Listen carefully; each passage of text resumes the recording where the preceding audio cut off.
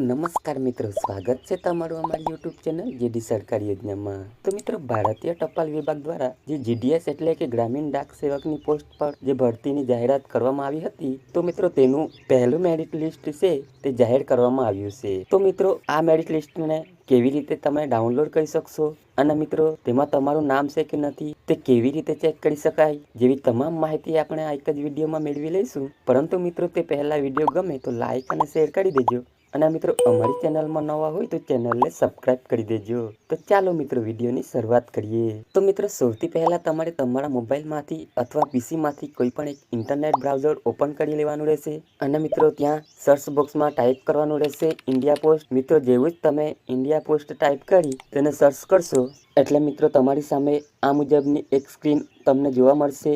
ત્યાં મિત્રો સૌથી પહેલા ઇન્ડિયા પોસ્ટની ઓફિશિયલ વેબસાઇટ છે તે તમને જોવા મળશે, www.indiapost.gov.in નામની। તો મિત્રો તે વેબસાઇટ પર તમારે ક્લિક કરવાનું રહેશે। મિત્રો, જેવું જ તમે એ વેબસાઇટ પર ક્લિક કરશો એટલે ઇન્ડિયા પોસ્ટની ઓફિશિયલ વેબસાઇટ છે તે ઓપન થઈ જશે અને મિત્રો તમને આ મુજબની સ્ક્રીન જોવા મળશે। મિત્રો, અહીં તમને મેનુ છે તે જોવા મળશે।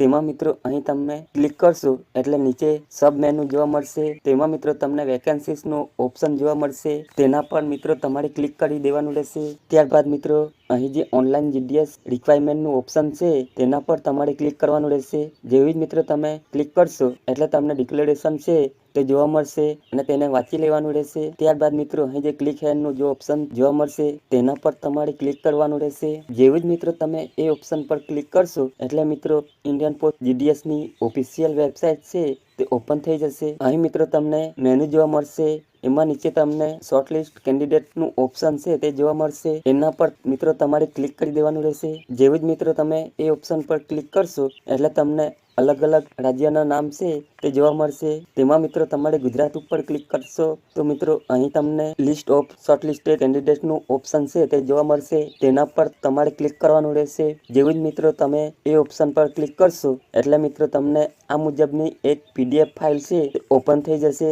મિત્રો તેને ડાઉનલોડ કરવા માટે અહીં જે ડાઉનલોડનું ઓપ્શન છે તે તમને જોવા મળશે, તેના પર મિત્રો તમારે ક્લિક કરવાનું રહેશે એટલે મિત્રો આ જે પીડીએફ ફાઇલ છે તે તમારા મોબાઈલ અથવા પીસીમાં ડાઉનલોડ થઈ જશે। મિત્રો તમે તે પીડીએફ ફાઇલને ઓપન કરશો એટલે આ મુજબની એક પીડીએફ ફાઇલ છે તે ઓપન થઈ જશે। તેમાં મિત્રો સૌથી પહેલા સિરિયલ નંબર જોવા મળશે, ત્યારબાદ ડિવિઝનનું નામ જોવા મળશે, ત્યારબાદ પોસ્ટ ઓફિસનું નામ જોવા મળશે, ત્યારબાદ પોસ્ટ આઈડી નંબર જોવા મળશે, ત્યારબાદ તમારી નિમણૂક કઈ પોસ્ટમાં કરવામાં આવી છે તે પોસ્ટનું નામ જોવા મળશે, ત્યારબાદ તમારી કેટેગરીનું નામ જોવા મળશે, ત્યારબાદ તમારી જે તે રજિસ્ટ્રેશન નંબર છે તે નંબર જોવા મળશે અને મિત્રો તમારું મેરિટ કેટલા માર્કે બનેલું છે તે માર્ક અહીં તમને જોવા મળશે। તો મિત્રો આ જે મેરિટ લિસ્ટ છે તેમાં તમારું નામ છે કે નથી તે તમારે જે તે રજિસ્ટ્રેશન નંબર છે તે નંબર વડે તમે સર્ચ કરી જોઈ શકો છો। જો મિત્રો આ મેરિટ લિસ્ટમાં તમારું નામ હોય તો તમારે આગળ ડોક્યુમેન્ટ વેરિફિકેશન માટે જવાનું રહેશે। મિત્રો અહીં તમારા નામની સામે જે તે ડિવિઝન છે તે ડિવિઝનમાં તમારે ડોક્યુમેન્ટ વેરિફિકેશન માટે તમારે જવાનું રહેશે અને મિત્રો 23 માર્ચ 2026 સુધીમાં તમારે તમારા ડોક્યુમેન્ટની વેરિફિકેશન છે તે કરાવી લેવાના રહેશે। મિત્રો તમે જ્યારે ડોક્યુમેન્ટ વેરિફિકેશન કરાવવા જાઓ ત્યારે મિત્રો તમારે તમામ ઓરિજિનલ ડોક્યુમેન્ટ સાથે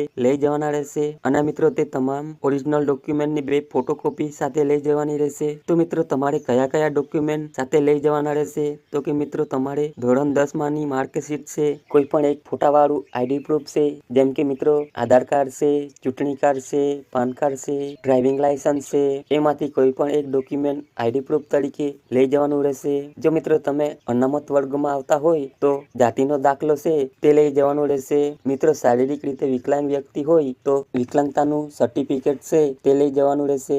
જો મિત્રો તમે ઈડબ્લ્યુએસ કેટેગરીમાં આવતા હોય તો ઈડબ્લ્યુએસ નું સર્ટિફિકેટ છે, મિત્રો તમે ટ્રાન્સજેન્ડરમાં આવતા હોય તો તેનું સર્ટિફિકેટ છે તે સાથે લઈ જવાનું રહેશે અને મિત્રો જન્મના પુરાવા તરીકે જન્મ તારીખનો દાખલો અથવા તો એલસી એટલે કે શાળા સોઢિયાનું પ્રમાણપત્ર છે તે સાથે લઈ જવાનું રહેશે। મેડિકલ સર્ટિફિકેટ છે તે સાથે લઈ જવાનું રહેશે। જો મિત્રો તમે બહારના રાજ્યમાં કેન્દ્રમાં અરજી ફોર્મ ભરેલ છે એટલે કે તમે ગુજરાતીની પરીક્ષા પાસ નથી કરેલ તો તમારે મિત્રો લોકલ લેંગ્વેજ એટલે કે મિત્રો તમારે ગુજરાતીની પરીક્ષા પાસ કર્યાનું સર્ટિફિકેશન છે તે પણ સાથે લઈ જવાનું રહેશે। તો મિત્રો આ તમામ ડોક્યુમેન્ટ ઓરિજિનલ સાથે લઈ જવાના રહેશે અને મિત્રો તેની 2 ફોટોકોપી પણ સાથે તમારે લઈ જવાની રહેશે। મિત્રો 23 માર્ચ 2026 સુધીમાં તમારે તમારા ડિવિઝન ખાતે જઈ અને તમારે ડોક્યુમેન્ટ વેરિફિકેશન છે તે કરાવી લેવાના રહેશે। તો આવી રીતે મિત્રો ભારતીય ટપાલ વિભાગ દ્વારા GDS એટલે કે ગ્રામીણ ડાક સેવકની પોસ્ટ ઉપર ભરતી જાહેર કરવામાં આવેલી છે। તો મિત્રો તેમનું પહેલું મેરિટ લિસ્ટ છે તે જાહેર કરવામાં આવ્યું છે। તો મિત્રો આશા રાખું છું વિડીયો પસંદ પડ્યો હશે।